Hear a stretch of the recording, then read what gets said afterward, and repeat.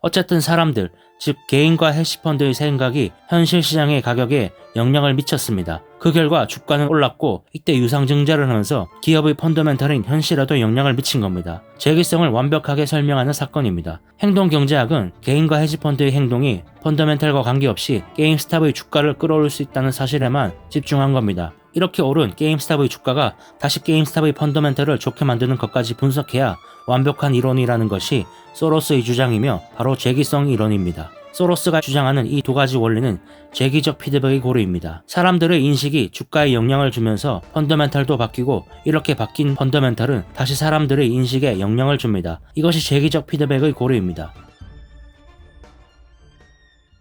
오류와 불확실성에 투자하라. 이번 시간에는 첫 번째 강연에서 소개한 개념인 오류성, 재기성, 인간 불확실성의 원리 등을 금융시장에 적용해 보겠습니다. 금융시장은 어제 강연에서 추상적으로 설명한 아이디어를 검증하기에 아주 좋은 실험실입니다. 사건이 전개되는 과정을 관찰하기가 다른 어떤 분야보다 쉽기 때문입니다. 현재 주류 이론인 효율적 시장 가설과 소로스가 제기한 해석은 정면으로 부딪히므로 이것을 검증할 수 있는 기회도 많았습니다. 먼저 효율적 시장 가설에 대해 보죠. 효율적 시장 가설은 시장이 대개 균형을 이룬다고 주장하며 외부에서 충격을 받는 경우에만 무작위로 균형에서 벗어난다고 말합니다. 이 이론이 옳다면 소로스의 이론은 틀린 겁니다. 소로스 개념의 틀을 금융시장에 적용할 때 중요한 두 가지 원리를 설명하겠습니다. 첫 번째, 시장 가격은 항상 펀더멘털을 왜곡합니다. 간단히 말해 시장은 가격을 잘못 반영할 수 있다는 말입니다. 왜곡의 정도는 작을 수도 있고 클 수도 있습니다. 이 원리는 시장이 모든 정보를 정확하게 반영한다고 주장하는 효율적 시장 가설과 정면으로 부딪힙니다. 둘째, 금융시장은 펀더멘털에도 영향을 미칩니다. 시장에서 측정된 왜곡된 가격이 다시 그 기업의 펀더멘털을 바꾸어 놓을 수 있다는 말입니다. 최근 효율적 시장 가설의 대안으로 불리는 행동경제학은 바로 이 부분을 놓친 겁니다. 행동경제학은 시장이 가격을 잘못 측정할 수 있다는 것에만 집중합니다. 따라서 행동경제학은 재기 과정의 절반만 분석한 겁니다. 추가적으로 설명해보죠. 사람의 생각에는 오류성이 있고 따라서 가격을 잘못 매길 수 있습니다. 다시 말해 금융시장은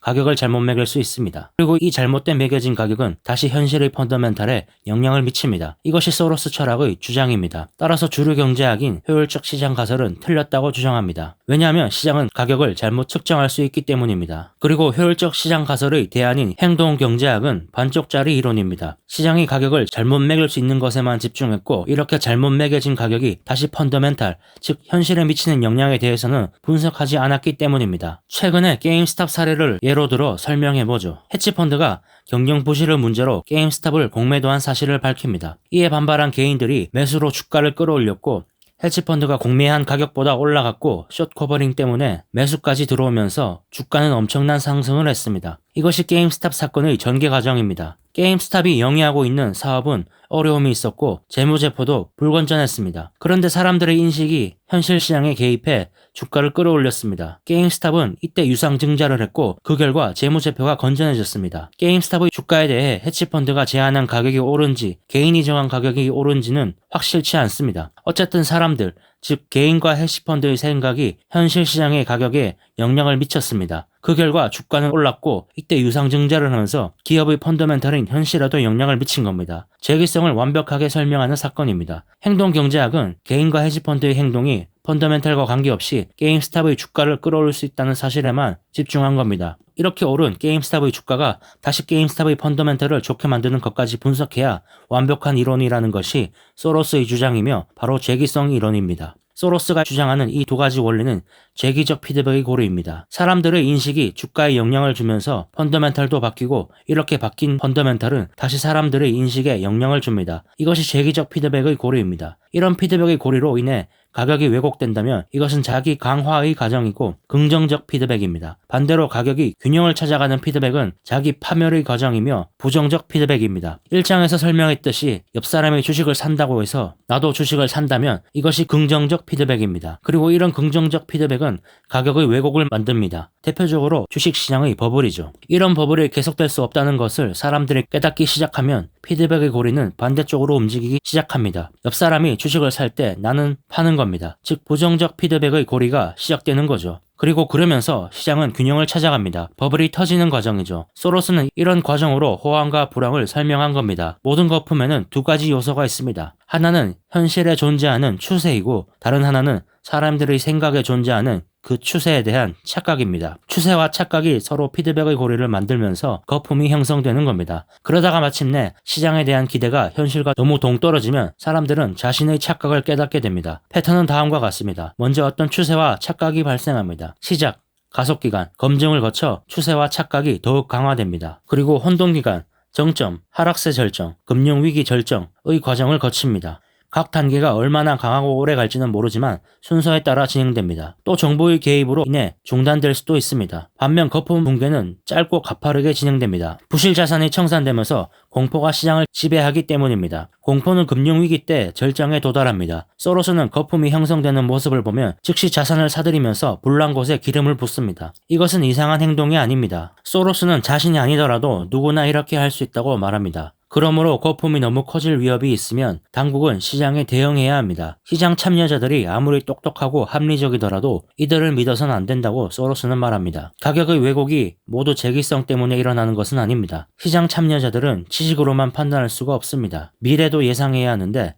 미래는 사람들이 나중에 내리는 결정에 따라 달라집니다. 사람들이 나중에 어떤 결정을 내릴지, 이런 결정이 어떤 영향을 미칠지는 정확히 예상할 수 없습니다. 그런데도 우리는 판단을 내려야 합니다. 우리는 이런 불확실한 상황 속에서도 결정을 내릴 수밖에 없습니다. 그래서 결정 또한 불확실하며 또 편향적일 수밖에 없습니다. 바로 이런 이유로 가격이 왜곡됩니다. 균형에 가까운 상황과 균형에서 동떨어진 상황을 구분해두면 유용합니다. 균형에 가까운 상황은 단조롭고 반복적인 일상 사건들이라서 통계 이론으로 분석할 수 있습니다. 그러나 균형에서 동떨어진 상황은 독특한 역사적 사건을 일으키며 그 결과가 불확실해서 일상적인 사건에 바탕을 둔 통계 이론을 무너뜨릴 수 있습니다. 예를 들면 코로나로 인해 폭락이 바로 균형에서 멀어진 사건입니다. 균형에 가까운 상황에서 결정에 도움이 되는 원칙들은 균형에서 동떨어진 상황에서는 적용되지 않습니다. 최근의 금융위기가 바로 그런 경우입니다. 여기서 말하는 최근의 금융위기는 2008년 미국의 금융위기를 말합니다. 균형에 가까운 상황을 가정해서 만든 모든 위험관리 도구들이 무너져 버렸습니다. 평상시를 대비해 만들어둔 위험 대비 모델에 의존했던 사람들은 더 심한 타격을 받았습니다. 또 최근 들어 이런 폭락의 과정은 점점 더 빨라지고 있습니다. 따라서 엄청난 시간의 압박 속에서 결정을 내려야 했습니다. 그리고 그것을 규제 당국도 마찬가지였습니다. 그래서 균형에서 멀어진 상황은 당국의 통제 범위를 벗어납니다. 소로스는 혼란스러운 현실을 이해하기 위해 균형에 가까운 상황과 균형에서 동떨어진 상황을 구분했지만 현실에선 꼭 이렇게 구분되지 않습니다. 현실은 항상 더 복잡해서 이분법적으로 나눠 적용하기 어렵습니다. 예를 들어 지금의 주식시장은 균형에서 멀어진 상황일까요? 아니면 균형에 가까운 상황일까요? 이제 소로스는 구체적인 가설을 제시합니다. 금융위기가 일어날 때마다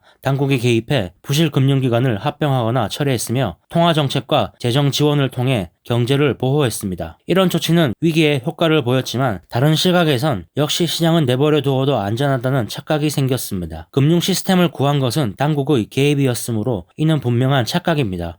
그런데도 이런 위기들을 거치면서 착각은 검증을 통과해 더욱 큰 거품을 만들어냈습니다. 신용 팽창을 더 이상 지탱할 수 없게 되자 거대한 거품이 터졌습니다. 2007년 비우량 주택담보대출 시장이 붕괴하자 다른 시장도 연달아 무너졌습니다. 이들은 연결되어 있었고 규제 완화로 방화벽도 없었기 때문입니다. 당국이 1987년, 1989년에서 1994년 저축대부조합 위기, 1997년 신흥시장 위기, 2000년 인터넷 거품 붕괴 등의 위기를 구해내면서 착각은 계속 커졌고 2007년 정점을 형성한 겁니다. 2008년 리먼 브라더스가 파산하자 금융당국은 서둘러 대규모로 개입했습니다. 소로스는 자신의 분석이 어떤 종류의 규제 개혁이 필요한지 단서를 제공한다고 말합니다. 먼저 가장 중요한 것은 금융당국은 거품이 너무 커지지 않게 하는 책임을 떠맡아야 한다는 겁니다. 금융당국은 금융위기를 대처하는 과정에서 필연적으로 실수가 발생하더라도 책임을 떠맡아야 합니다. 시장의 피드백을 받으면서 대응이 부족한지 지나친지 분석하고 실수를 수정하면 됩니다. 두 번째, 자산 거품을 통제하려면 통화 공급을 통제하는 것으로는 부족합니다. 신용시장도 통제해야 합니다. 증거금률과 최저 자기 자본 규제 등의 방법으로 대출도 통제해야 한다는 말입니다. 당국은 시장 상황에 따라 이것들을 조정해야 합니다. 셋째, 시장은 불안정하므로 시장 참여자들의 포지션이 너무 한쪽으로 몰리는 것을 사전에 감지해야 합니다.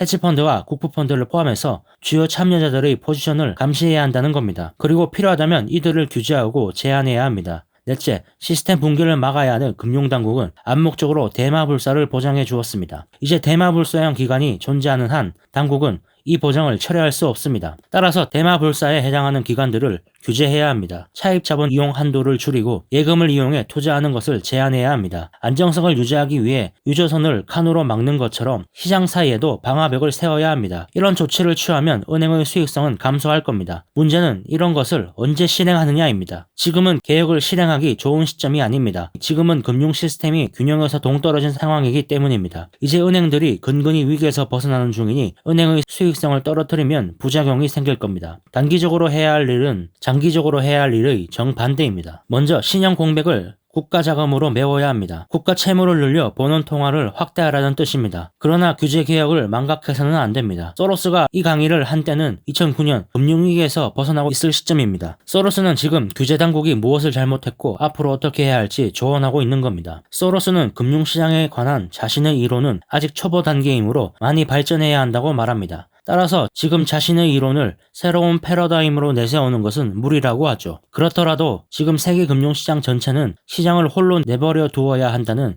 효율적 시장 가설의 잘못된 가정 위에 세운 것이므로 다시 지어야 합니다.